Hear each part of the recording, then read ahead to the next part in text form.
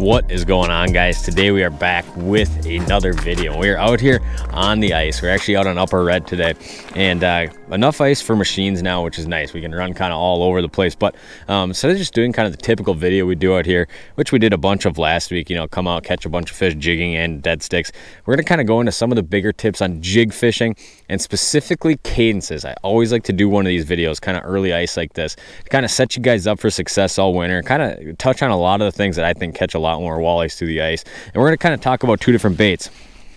One that I'm using a ton today, we'll go into rod, line, reel combos, all this kind of stuff, but specifically jig cadences. One of the style bait we're going to talk about today are these hyper hammers, your jump baits, your glide baits like this, these tail gliding pieces, and I'll link this one down below because it's been just an absolute hammer out here on Red Lake so far today. And we're going to talk about baits like this, getting fish to bite on them, and we're going to talk about getting fish to bite spoons, and we're going to kind of go into a little bit of both and catch a few fish along the way. So I guess maybe let's catch a fish first. We'll throw in a few fish catches, and then we'll go into some of this hardcore jig cadence type stuff that ultimately is going to catch you a lot more fish than just a video about watching me catch a whole bunch of fish jigging and on tip up. So stay tuned. Let's get it going on. Let's catch some walleyes up here in Upper Red. Go all into specific jigging setups, jigging cadences. They're going to catch you guys more fish this year. Oh, right there. Fish on. The hyper hammer is throttling them today. This feels like a good fish. And man, the importance of a long rod, a long light action rod for fishing these shallow water walleyes out on Red, so important, especially right here when these fish. Oh, that's a nice one too. Look at that. That is what I'm talking about. You want to see how he ate that hyper rattle? Gone. Out of, or that hyper hammer out of sight. And that is just a super quality fish right there. We'll get him popped off quick. And a lot of times I'm just hole hopping. The second I mark one, I'll flip the GoPro on. And some of these, it's like mark, bite. There's about a 1/4 second window in there. That is a beautiful fish right there. All right, here he goes, going back down. Quick thumbnail picture, and back he goes. That's a nice fish right there. A lot of these Red Lake walleyes this year seem to be running that 17, 18 inch size. That was kind of that next class up, that 21, 22 inch size right there. And he chomped the hyper rattle. Oh, come on. Oh, here he comes. Oh man, right there. Okay, now we're on a few fish here. Oh, slipping on the ice. Look at that. Just another supercharged Red Lake walleye. And you can see how I kind of just slow those, or kind of make those twitches a little bit smaller, and kind of raise that bait as that fish coming in. That is just absolutely key. A lot of people have this tendency, they want to stall a bait out when they see a fish. Just cookie cutter after cookie cutter after cookie cutter. So let them go quick. But a lot of people have that tendency where they see that fish on the graph and they want to just freeze that bait, just let it sit there. When in reality, I just make that thing kind of do those little short hops like that, kind of walk it away from that fish, and that's most time they'll just come absolutely rocket ship up and hit it. All right, so we're going to kind of switch up the camera angle here. Hopefully you guys will be able to see the rod tip a little bit better as I sit here and work it. But we're working this hyper hammer right now, and this is kind of the second smallest size of this bait, and basically a little bit twisted up there. But it's a tail bait. It's kind of similar to like the hyper rattle, which we've been fishing forever, and it's got that little silicone molded tail, hollowed out body. Now I really like the smaller size because it's light, and when a bait like this is light, I don't have to work it very hard to get bites.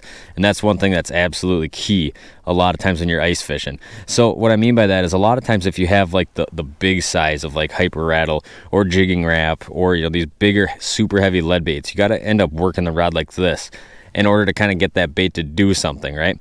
Or this bait, I can take it, and we're fishing shallow water, I can just kind of hop it like this, almost like I would like a flutter spoon or something, and that bait's just kind of walking that circle. Dogs, get out of the way. Come on. And I can get it to walk that circle. So I don't have to do these big crazy actions to get bit. Now, even when I hit this bait real light, I'm still getting it to dart out to the side, which is super important. Now, if I'm hitting the bait like this, like those bigger lead baits, they're just not really going to be doing anything. But this bait, I can almost just kind of sit here and do this, and it's going to have that erratic back this way, or it's going to walk that circle as I sit here and pop it like this. So that's what I really like. Now, when I'm doing the attracting qualities, trying to get a fish in, I always say there's two different things you're trying to do with your rod. One is an attracting quality. When I'm not marking fish on the graph, I'll generally have this bait. We're in 12 feet of water right now, and I'm fishing 8 feet down, so 4 feet off the bottom, which is kind of awkwardly high that most of you guys are probably used to jigging. These fish have no fear of racing up the graph and biting. So I like to keep that bait up high and work it a little bit harder like this. Now, I'm not doing big pumps like this. I'm sitting here and I'm just hitting it like this. And this is when this bait's kind of really going out. I'll kind of let that bait come back and settle. So these glide baits, when I'm popping the rod like this, it's kind of darty, and then I'll kind of let it come back to the center line, and slowly, you can imagine that last pop, that bait goes out, and then when you hold your rod still, it comes back to the center. Now, I don't put any bait on here, so I'm never really like letting it settle. I'm never really just like sitting here going like this for a long period of time. I want to keep that bait moving, especially when you don't have bait on there. Very key to not let that bait sit still, because there's no attracting quality to that bait when it's not moving. Keep it hopping like this. That's generally the deal. Now, the second I start marking a fish, what I'll generally do is I'll start going to something that looks, especially the closer that fish gets to me. Normally what happens if I'm jigging 8 feet down in 12 feet of water, I'll be sitting here hopping this bait like this. That fish will come in, and I'll just kind of slow down my hops, go to a little bit shorter hops, and start walking that bait up real slow. Now that bait's just kind of gliding like this, gliding like that, and then most of the time, right when that fish is about to bite, I'll just make sure I let it settle every time when it comes back to that center line. Pop it out, let it settle back to center. And you can just kind of guess. It's just kind of a little bit of an extended pause like that. But you can imagine every time, even when I do these short hops on this bait, and you can see what I'm doing with the rod tip here, that bait shoots out to the side and then slowly starts coming back to center line. And most of the time when I get a fish coming in, I'll walk it up like this, let it settle, right when they're about to bite, and that's when that bite happens. Most of these fish are racing up so quick that my bites are just totally slacklining the bait. Some of them, when I get them to bite, are kind of that classic load up, run away situation.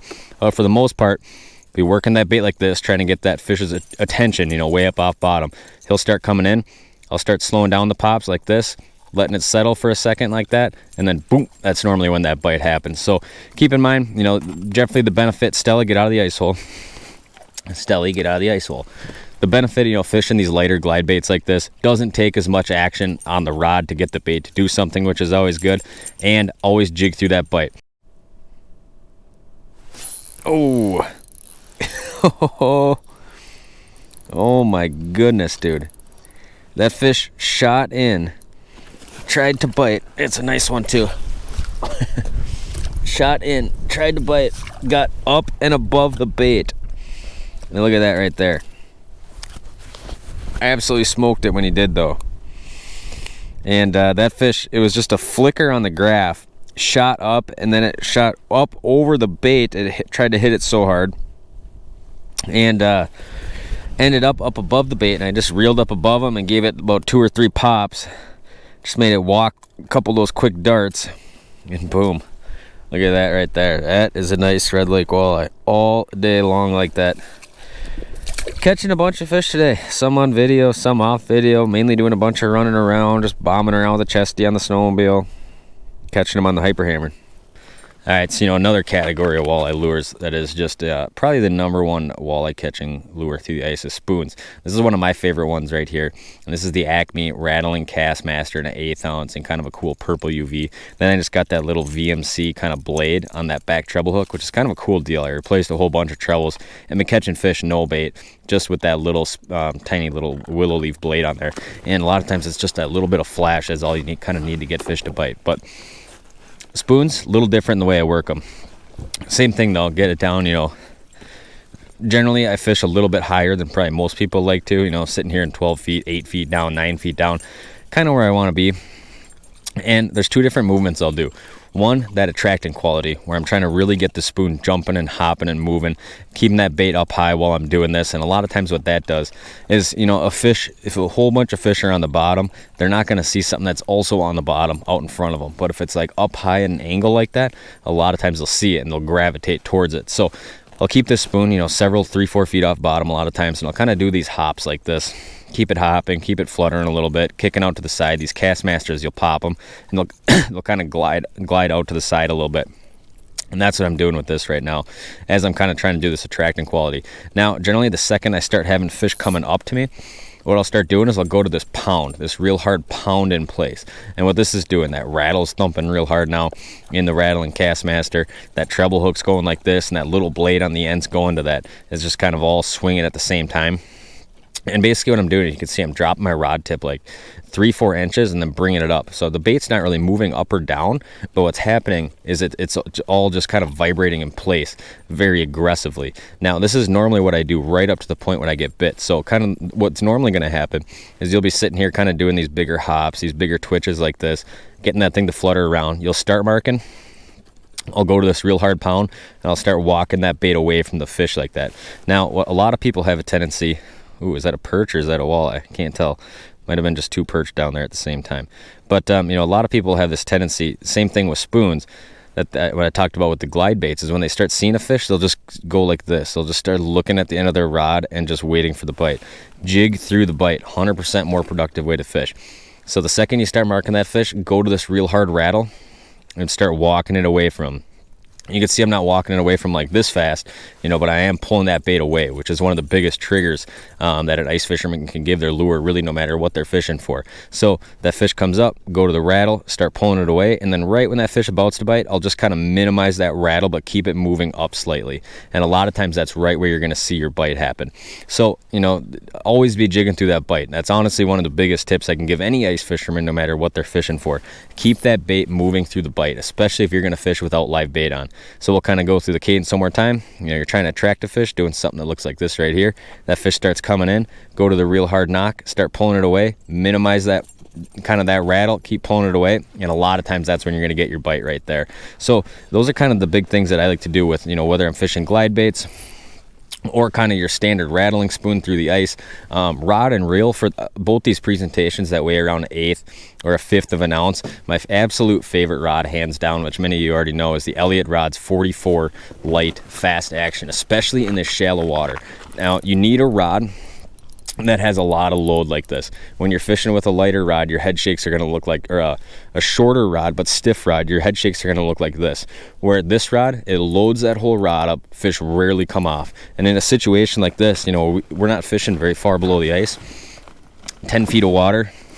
These fish have a lot of fight when you get them up to the bottom of the hole. So when they start making runs and banging off the bottom of the ice and banging around the side of that hole, you absolutely want a very forgiving rod. And it's hard to get a rod as forgiving as this rod and anything shorter than this. This is the biggest benefit of fishing this Evolution Series rod by Elliott. And generally I'm rigging up 6 or 8 pound fluorocarbon on here down to the Piscifun Carbon X1000. I'll go ahead and link all this stuff down below. But this is absolutely a winning setup for anything light application walleye stuff. Really from that 1/5 ounce, 1/8 ounce, and down from there. So this is how I'm rigging up and generally how I'm catching all my walleyes jigging through the ice.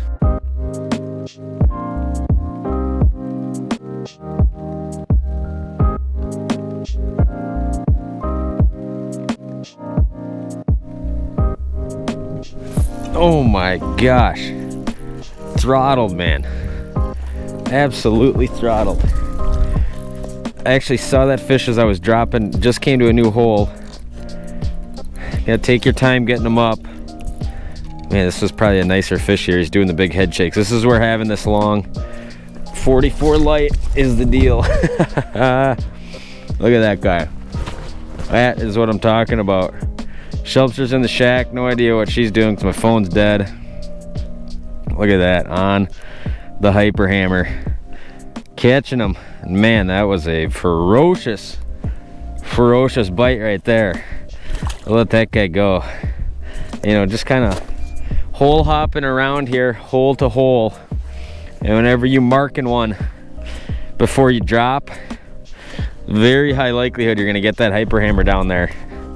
Jig it like once or twice and get a fish on. Right there, fish on. Fooling them. Oh, look at that. He's just a little 15 incher. Fooling them on the hyper hammer. Man, has that bait been good out here. Since I've done a couple videos on it now, I have gotten just a ton of messages. There's a little eater if you're gonna eat one. a ton of messages on that bait right there. Guys catching a ton of fish. I even saw just a ton of people posted pictures of it on Facebook even, to some Red Lake lodge groups and things like that. Best part is you can fish it without bait on it, and there's a big difference in the way a fish will react to a, you know, kind of more like your standard jigging spoon, that just up and down presentation, versus the sideways kind of darty presentation. You know, fishing a lot of these big northern real flat lakes, they chase down a lot of these real small shiners and perch. And if you ever watch those fish swim around, they're kind of like sudden burst of movement, kind of in each direction, and then a stall. And that's kind of what these little small finesse profile hyper hammers do. And there we go, there's another one on that thing.